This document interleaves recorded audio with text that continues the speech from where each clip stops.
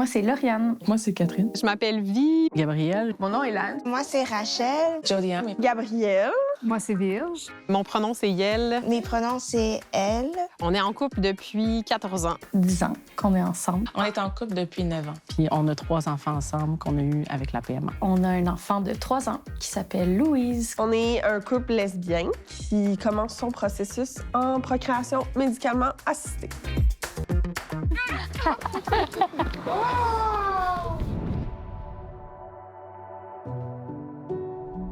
Fait qu'on a fait une première clinique, puis ça a très mal été.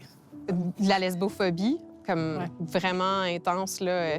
On venait avec on nos sait questions. pas- on venait avec nos... On s'était fait une liste, on était super préparés, mais on s'est vraiment... on est rentré dans un mur.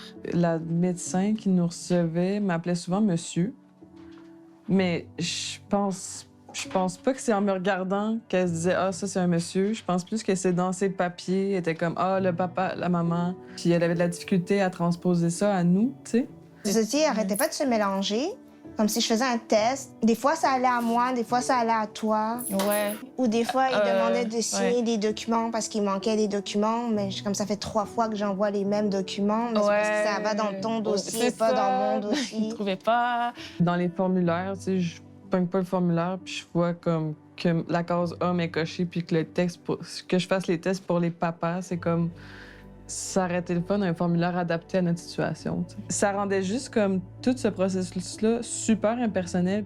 Il n'y avait pas créé du tout une atmosphère tu sais, accueillante. Il n'y avait pas non plus mis l'espace pour qu'on se sente à l'aise de poser toutes nos questions. Moi, j'ai reçu spécifiquement des questions sur mes relations sexuelles passées. Puis des pratiques Puis potentiellement des pratiques, hétérosexuelles, mais tu sais, vraiment intrusives quand si tu veux se demander si la personne a déjà eu à porter des enfants, a déjà eu...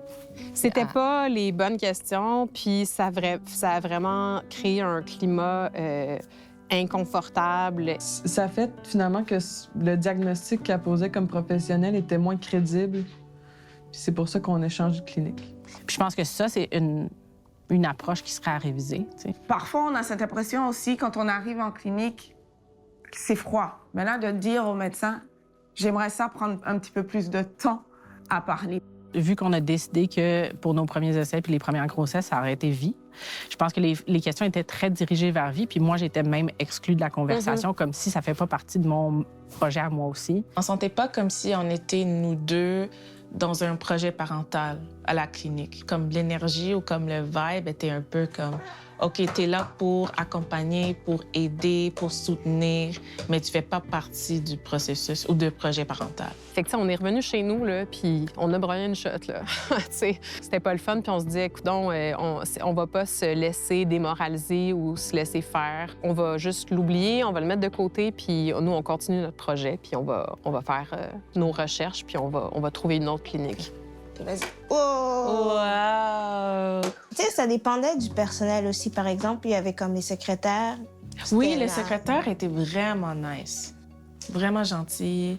Je me sentais vraiment inclus. Inclus. Oui. C'est plus les résidents qui étaient comme, je comprends pas qu'est-ce que tu fais là.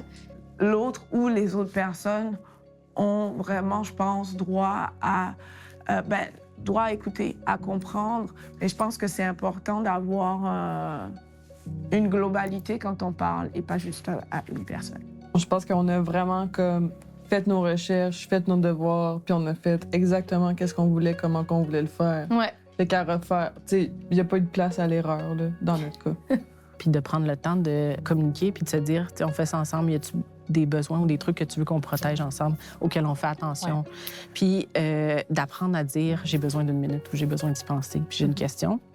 Puis juste de prendre cet espace-là qui t'appartient. Le processus avait l'air plus gros que c'était, en réalité, je pense. Parce que quand je pensais à toutes les choses qui allaient se passer, le mégenrage ou je sais pas comment on va être accepté, si on va être jugé. Mais honnêtement, on veut pas que tout ça nous empêche de faire ce qu'on veut. Ça vaut quand même la peine. Ça vaut la peine. Oui, exact, ça vaut la peine.